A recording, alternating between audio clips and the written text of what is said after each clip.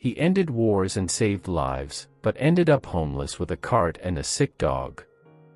Caught stealing rotten fruit, no one knew he was a forgotten hero with a classified past. He didn't beg, he spoke the truth. And that truth shook the nation. The system erased him. Unjust, or just? If it feels wrong to you, write down your opinion in the comments. The photograph on the mantel was cracked down the middle, but you could still see the medals on his chest, the crisp line of his uniform, and the way Elise clung to his arm, smiling through her worry. That was decades ago, before the silence crept in. Staff Sergeant Harold Raines had been the kind of man soldiers followed without question. His calm voice carried over gunfire. His eyes, steel gray, steady, never flinched, even when everything else fell apart. He had served in 3 major operations overseas, including a classified peacekeeping mission that saved an entire village from collapse. But no one asked about that anymore. No one remembered. Elise did. She remembered everything. Her letters, folded and yellowing, still sat in a bundle bound by a green silk ribbon. He used to keep them tucked inside his vest, close to the heart that had been claimed by 2 masters, his country and his wife.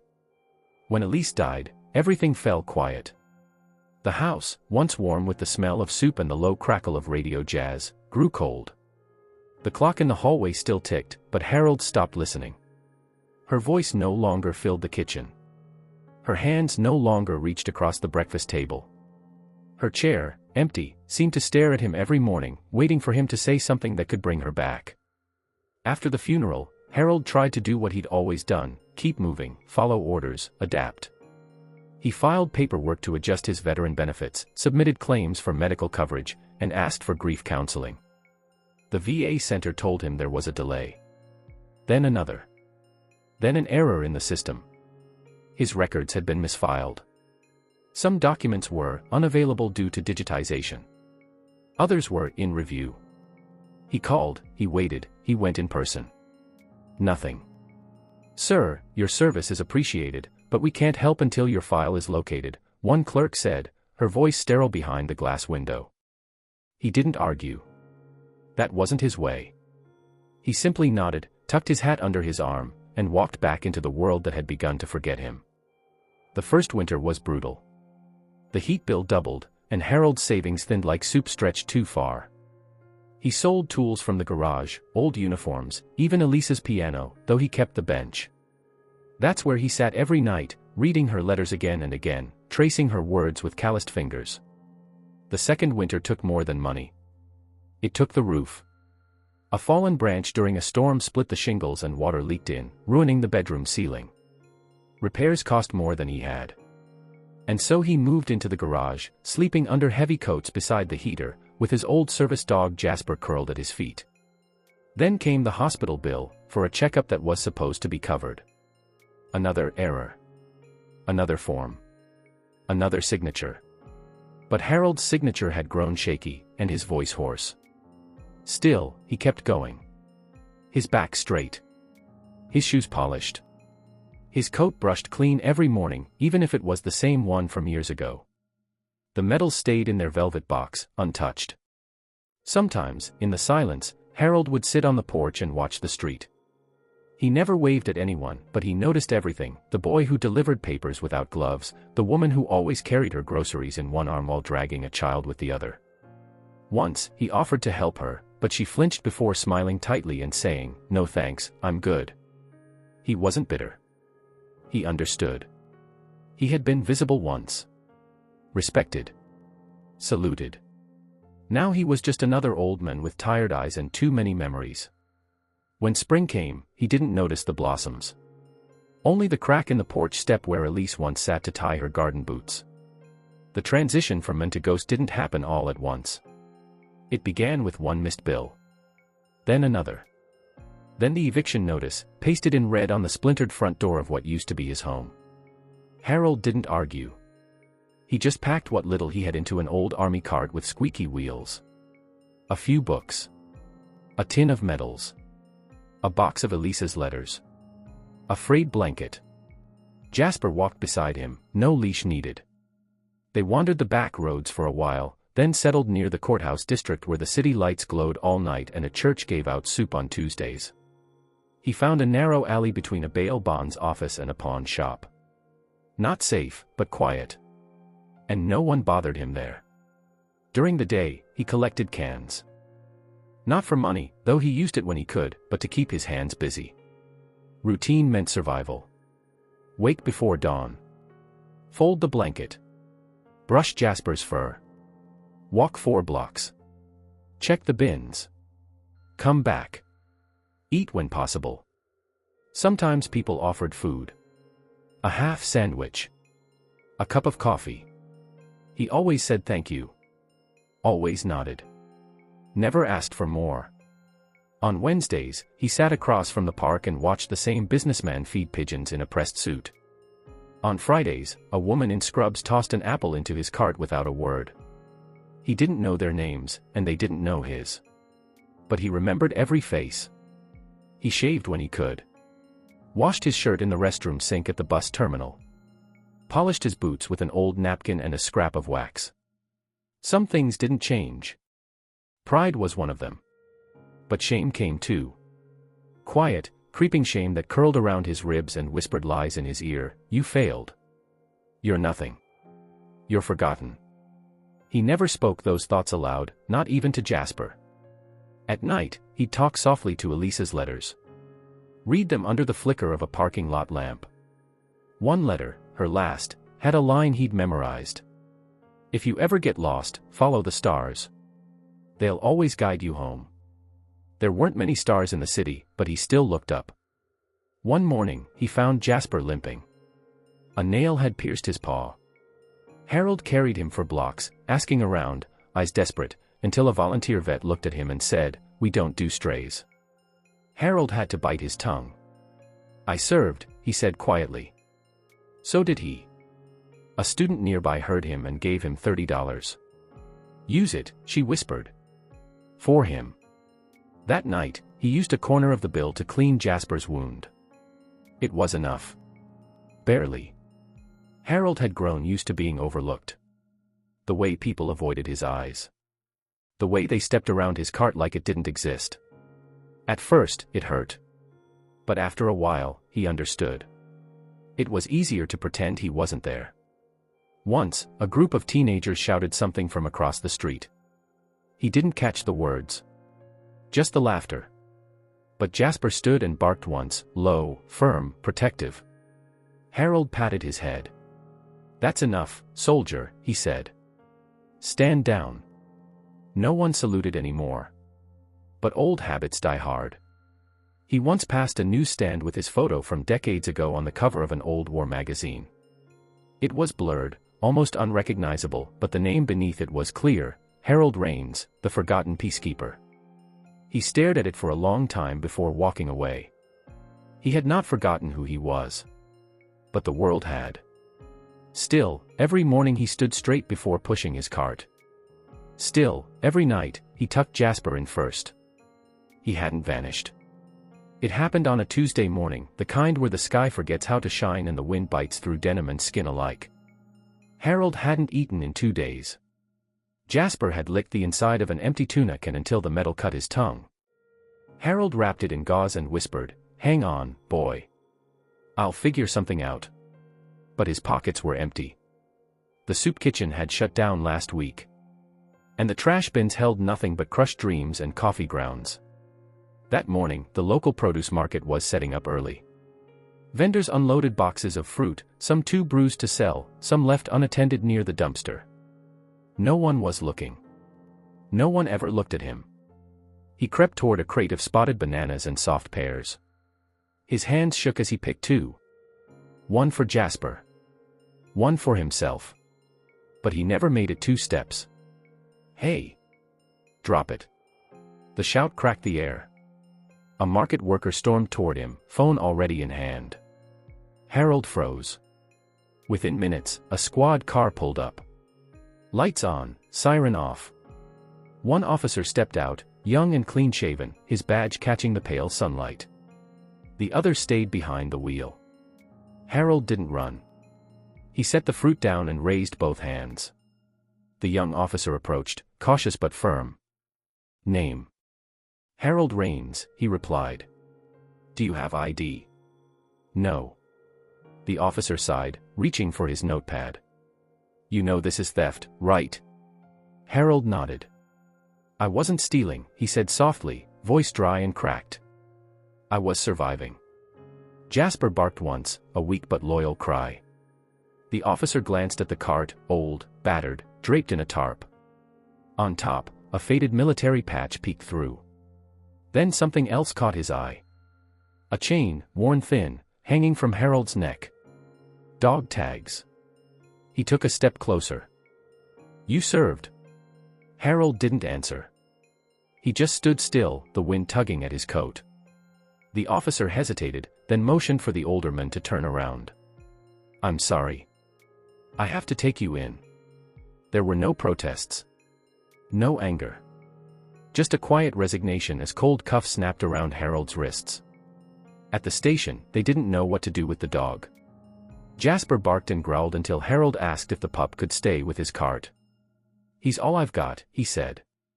The desk sergeant, a woman with crow's feet and kind eyes, allowed it.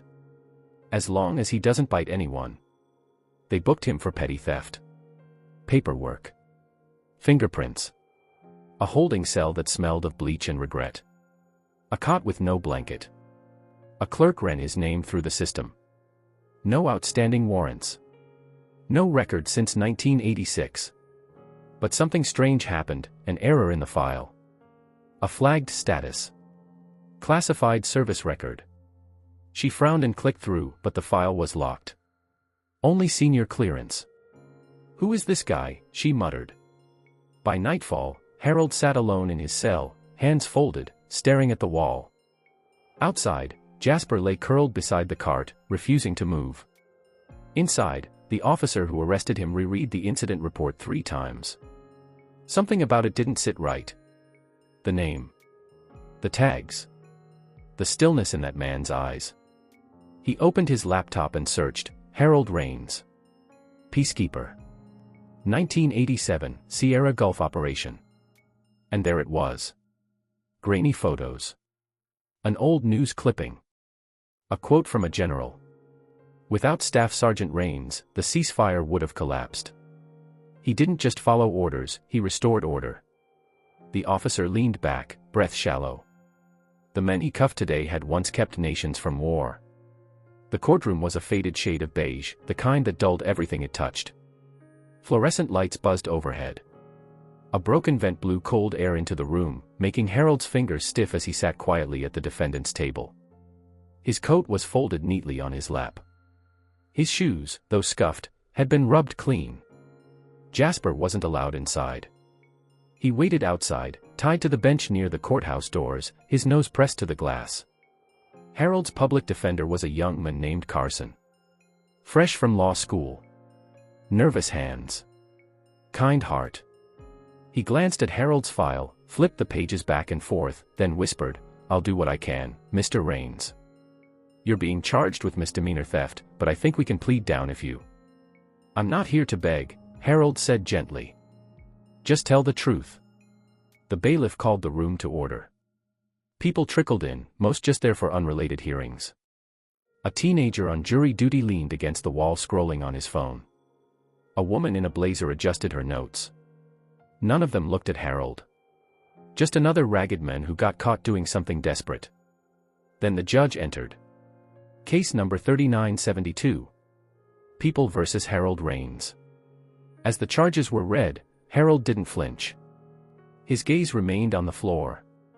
The prosecutor, detached and brisk, presented the evidence, 2 bruised pairs, a witness statement, police report. Routine. Forgettable. Then Carson stood.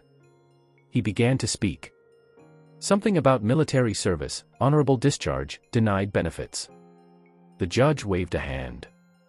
I see no documentation of that in the file. Carson frowned. There's a flagged record. But it's sealed. Then it's not relevant to this proceeding, the judge replied flatly. Silence filled the room. And then, from the back, someone stood. A young woman with a laptop. The court clerk. Her voice cut through the air like a blade. Your Honor. I looked up Mr. Rains last night, off record. His name appears in a Department of Defense archive. Multiple commendations. There's a 1987 classified rescue op, Sierra Gulf. I don't know the details. But his name is all over it. The judge raised an eyebrow. That doesn't change the theft charge. I know, she said. But it changes who he is. A pause.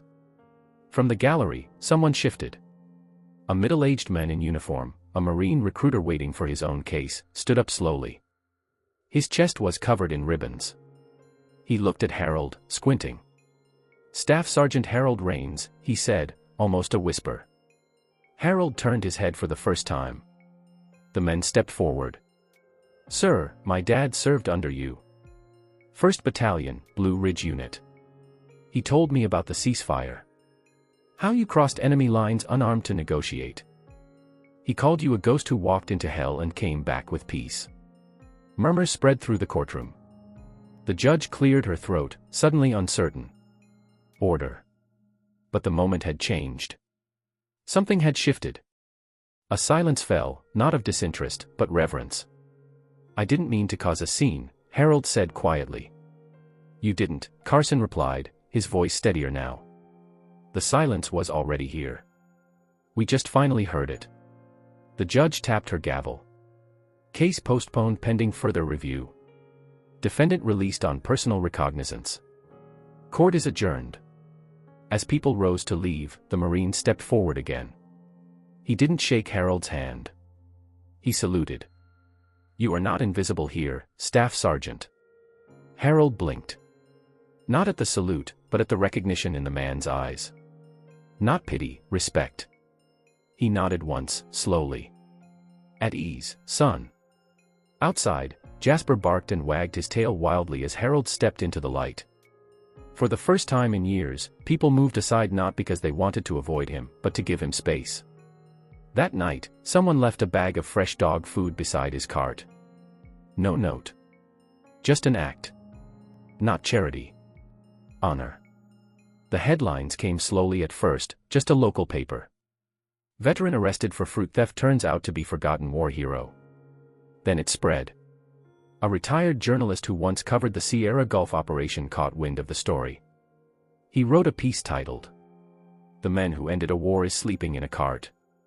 By morning, Harold's name was on every news feed. Not in scandal, not in mockery, but in reverence.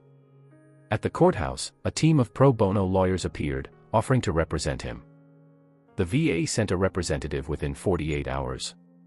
We're reviewing your file, they said. There's been a significant oversight. They didn't look him in the eyes. Harold didn't speak much during those meetings. He simply sat, arms folded, coat draped over Jasper, and let them talk. Let them squirm in their suits and paperwork. He wasn't angry, not exactly. Just tired. Tired of being forgotten. Carson stayed beside him through it all. He no longer fumbled his words. They're scared, he whispered. You're a ghost come back to haunt their silence. Within a week, Harold's military pension was reinstated. Back pay calculated, adjusted for inflation.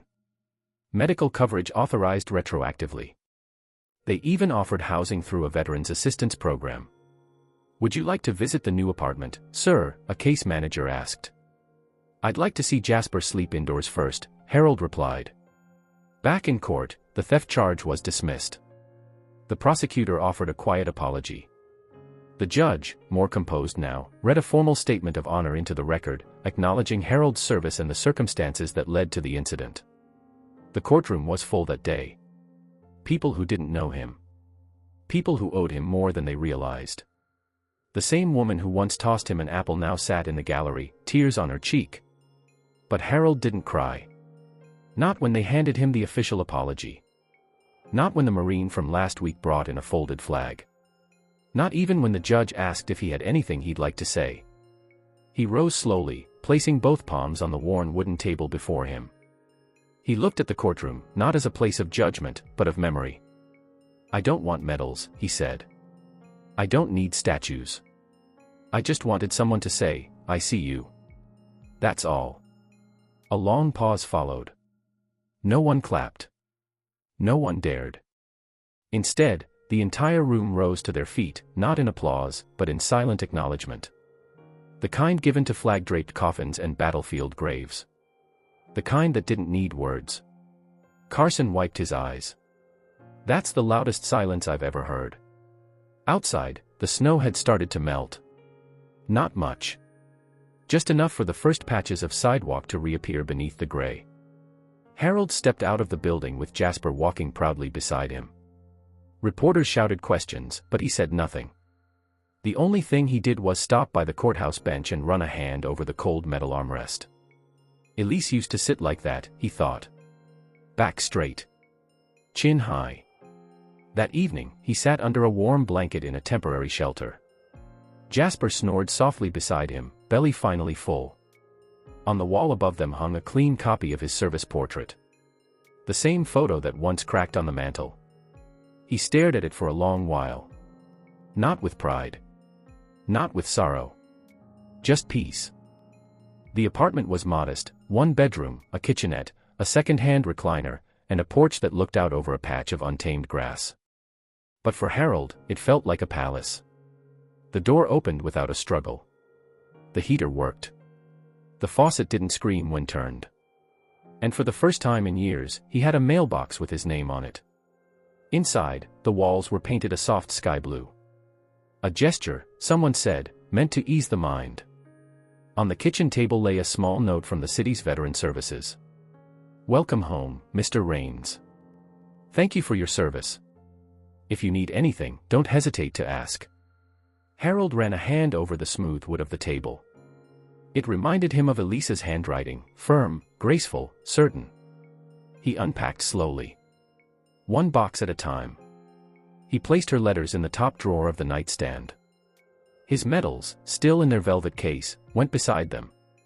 The dog tags he wore around his neck stayed there, he wasn't ready to take them off just yet. Jasper sniffed every corner of the place like a soldier sweeping a perimeter. When he found his new bed, plush and plaid, donated by a volunteer, he circled twice and collapsed with a sigh that made Harold smile. Later that week, the city arranged a recognition ceremony. No marching bands. No red carpets.